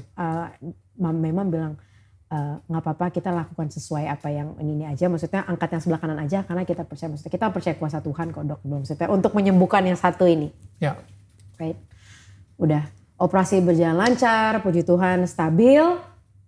Check up pertama, kontrol pertama untuk lepas jahitan. The doctor broke the news to me. He was like, Mbak Sayan, ini bagus ya ininya, maksudnya luka jahitannya semua. Tapi ini hasil patologinya udah keluar. Tapi gini nih Mbak Sayan, ternyata memang dari hasil patologi menyatakan bahwa ini memang ada sel kankernya. Jadi ada kanker tapi masih di stadium awal.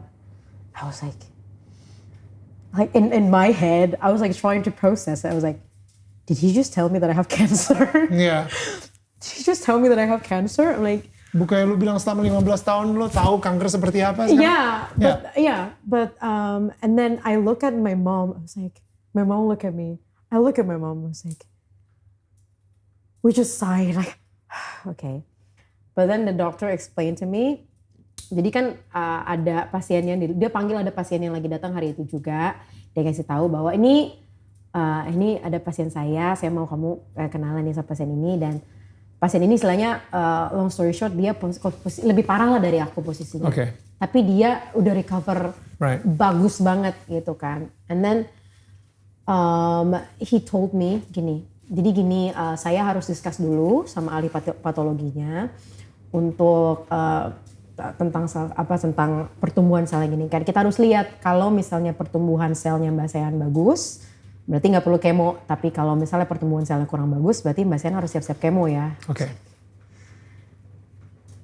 Never in my life did I ever, I never thought, never for once, bahwa aku bakal ada di posisi duduk di situ in front of the doctor telling me bakal lo harus kemoterapi. That there's a possibility bahwa aku bakal harus kemo. But then again, tapi ya bedanya dokter ini sama yang dokter sebelumnya itu, dokter yang ini tuh dia, I don't know how, tapi he said it in the most comforting way. So like I wasn't like worried at all, and I'm like, udah aku cuekin sama mami, again, apa-apa mam, kita berdoa ya. Habis itu udah fine. Dokter ini bilang nanti tunggu beberapa hari, saya akan kabarin hasilnya gimana ya. Tekan banget.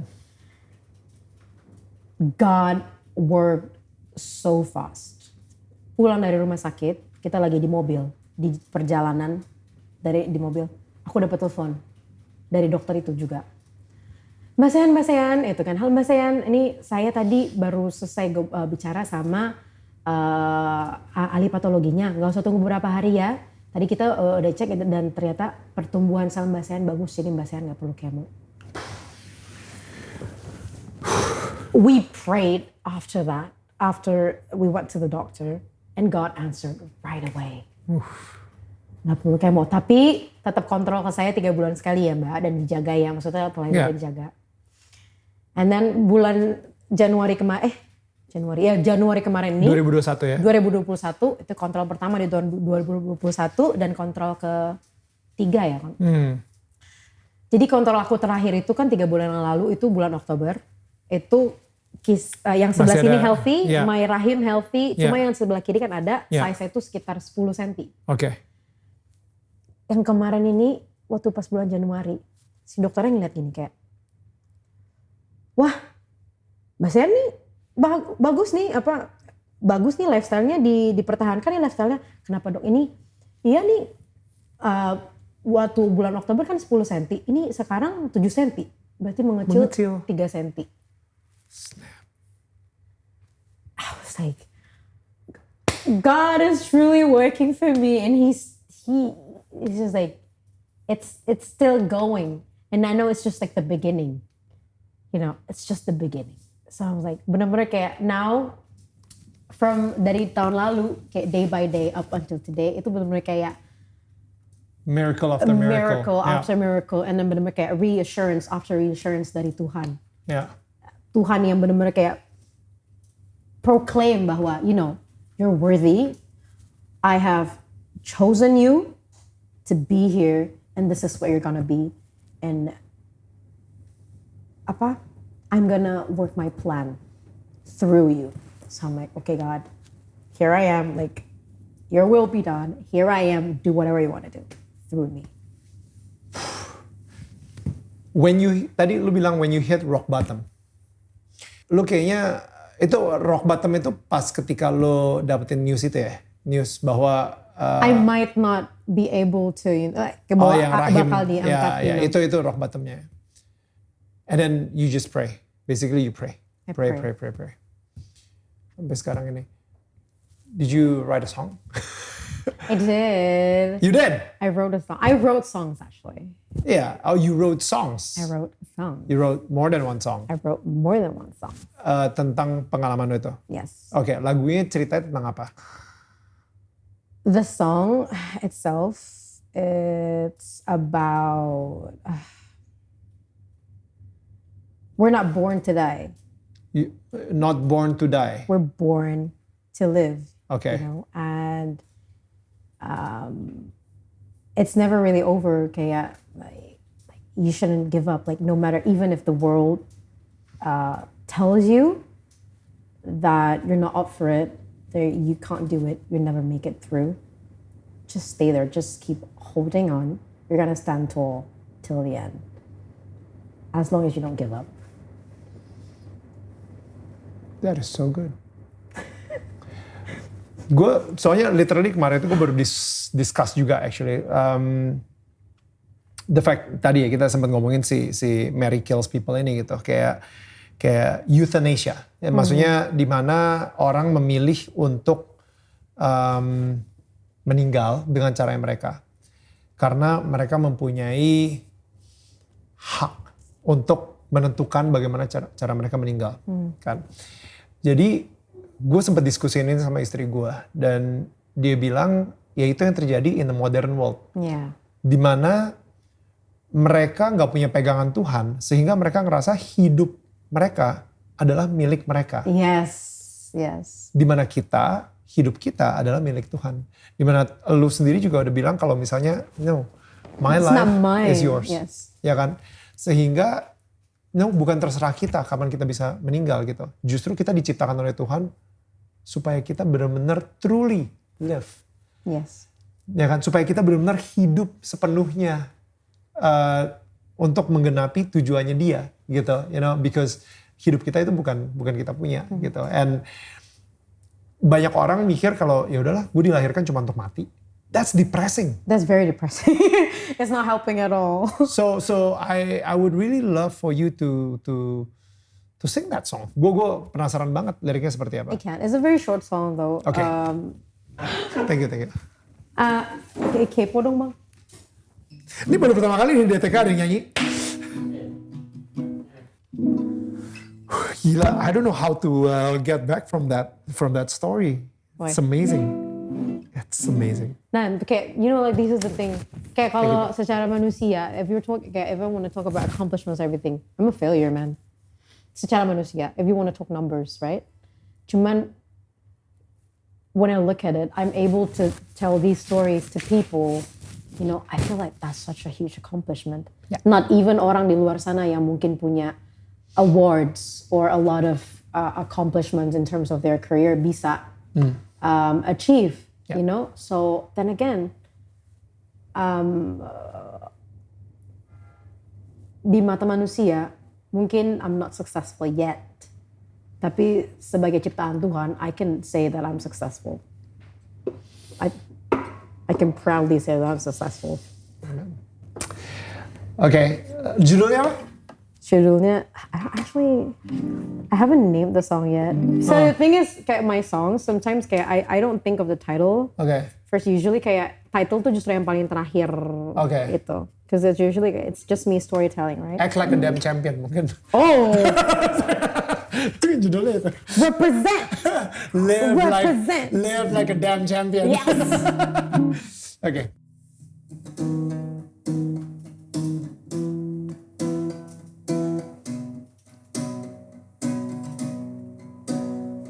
I learned to crawl, then I learned to walk. I sometimes fall, then I get back tall. We were born not to die, but to live. We're sometimes torn to take or to give. I hear people talking, they say I won't make it through. But now here I am standing tall right in front of you. Don't tell me it's over when I know it's not. And I'll fight forever, though it keeps breaking my heart. Don't tell them to crush me, I won't be cracking, I won't be breaking. There's no giving up. I'll show 'em what I got, no regrets and no doubt. It's not over now.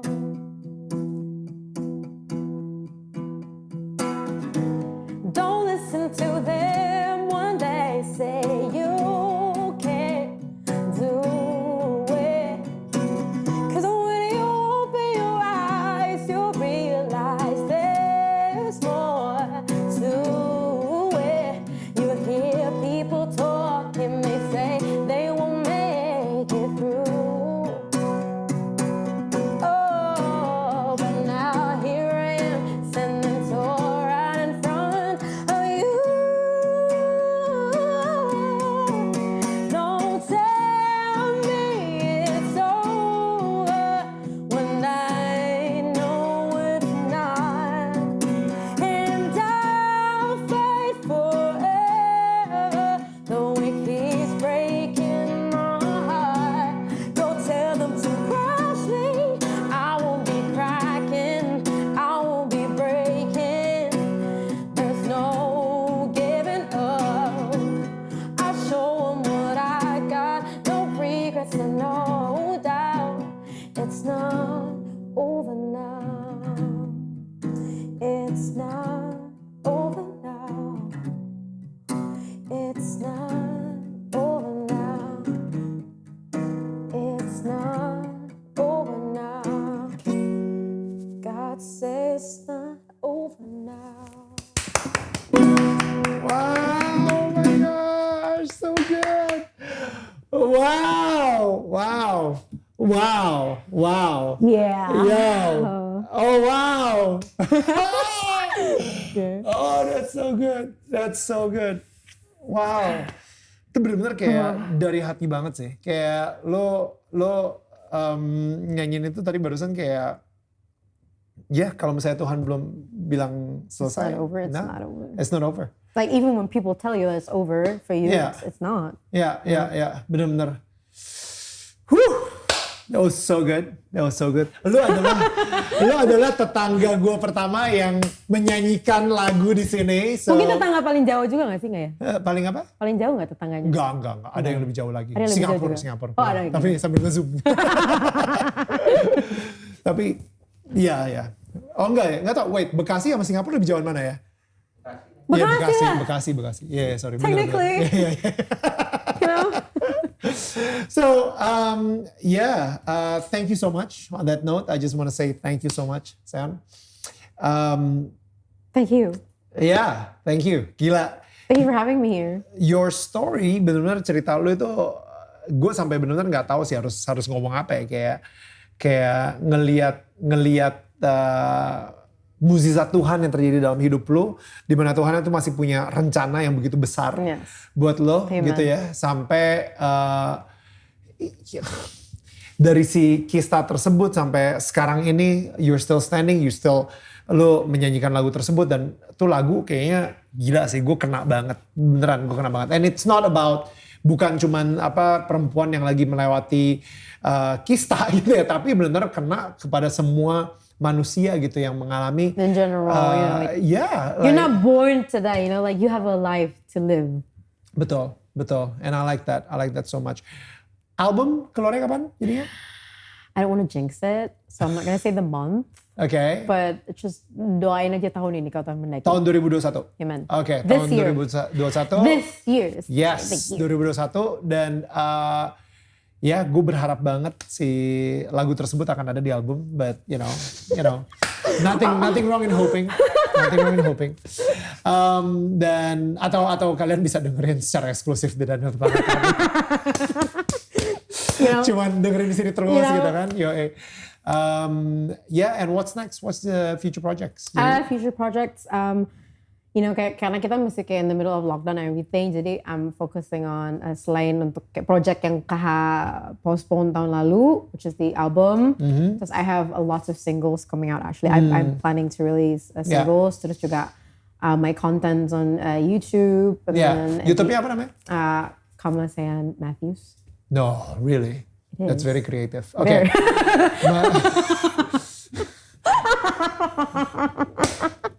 What else should it be? I don't know. Kamasean Matthews Network. Atau Kamasean Matthews Inc. Yeah, amen. All right. So, so definitely I pray for your success. Ya. Mudah-mudahan gue bisa ngedengerin more of you, your voice.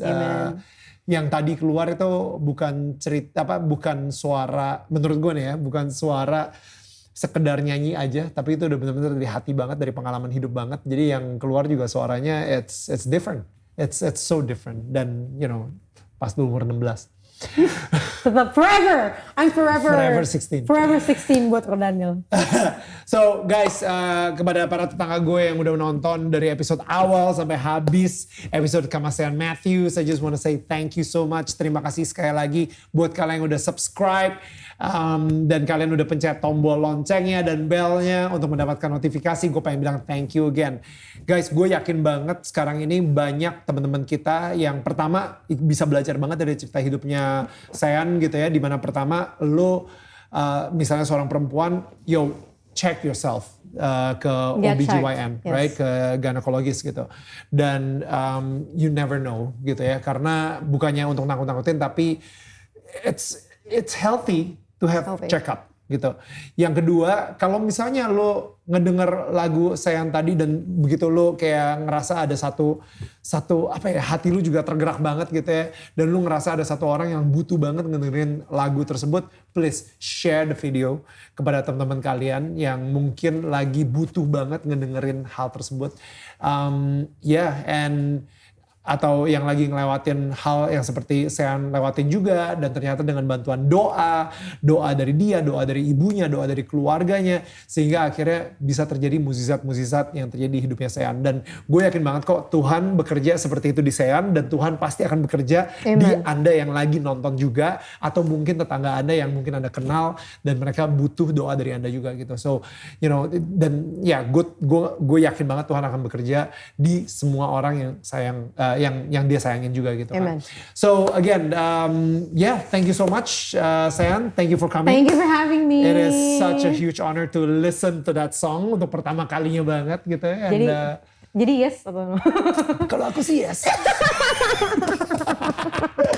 Kita ketemu lagi minggu depan dengan tetangga yang gak kalah serunya juga. Kalau misalnya kalian penasaran tetangganya siapa, langsung aja cek di Instagram kita di @DanielMananta_Network. Dan jangan lupa untuk subscribe Kamasean Matthews YouTube channel. Akan ada gue juga di situ nanti. Yes. Peace out, people. Ya. Bye. Thank you. Bye. Yes, selesai sudah obrolan gue dengan tetangga gue Kamasean Matthews. Dan ini pertama kalinya tetangga gue menyanyikan lagu buat kita semua di sini. I love it, I love it. Oke, mudah-mudahan lagu tadi dan juga obrolan kita bisa menginspirasi kita semua. Dan kalau misalnya tadi perbincangan kita itu bisa menyelamatkan atau mungkin memberikan harapan hidup baru untuk seseorang yang kamu kenal, langsung aja share video ini atau episode ini ke mereka. Jangan lupa untuk subscribe channel Daniel Mananta Network dan klik bell atau tombol loncengnya untuk mendapatkan video terbaru dari Daniel tetangga kamu. Oh ya, satu lagi nih, kalau misalnya kalian pengen curhat mungkin atau kalian pengen komentar atau suka dengan video ini, langsung aja isi di kolom komentar di bawah ya. Atau bisa juga mention kita di Instagram di @DanielManantaNetwork. Dan buat kalian yang mungkin melihat komentar seorang tetangga kita yang menceritakan pengalaman hidupnya atau mungkin lagi sedang terpuruk saat ini, gimana kalau misalnya kamu bisa mendoakan dan memberikan semangat buat dia. Right? Karena tetangga itu saling menyangga, bukan menyanggah. Alright guys, sampai ketemu minggu depan. Have a great weekend.